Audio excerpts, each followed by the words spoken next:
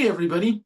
Ontario is planning a massive expansion of their jails, and most people don't even realize how big it really is. There are going to be 6,000 new jail beds between now and 2050. This is an increase of over 50% the current capacity. And the cost? Well, even the first 1,100 are going to cost over $4 billion. That's tens of billions of dollars over time for this proposed expansion. To be fair, Ontario jails are overcrowded.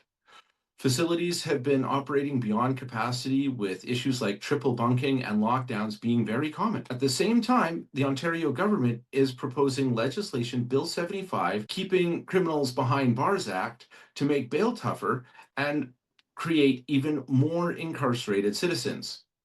So the argument from the government is simple: well, we need more space.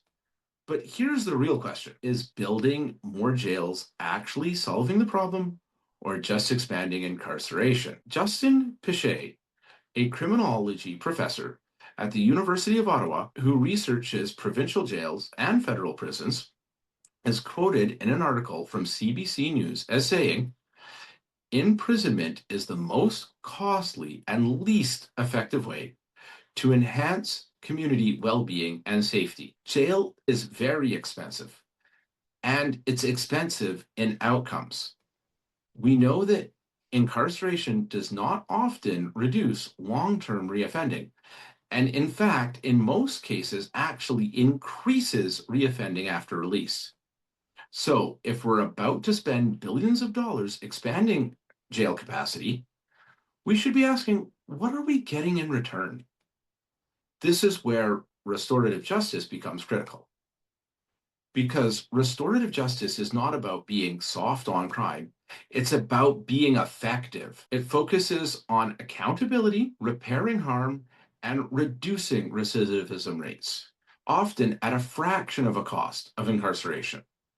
In a recent video, I mentioned a pilot project out of Alberta that has showed a less than 1% reoffending rate in the participants.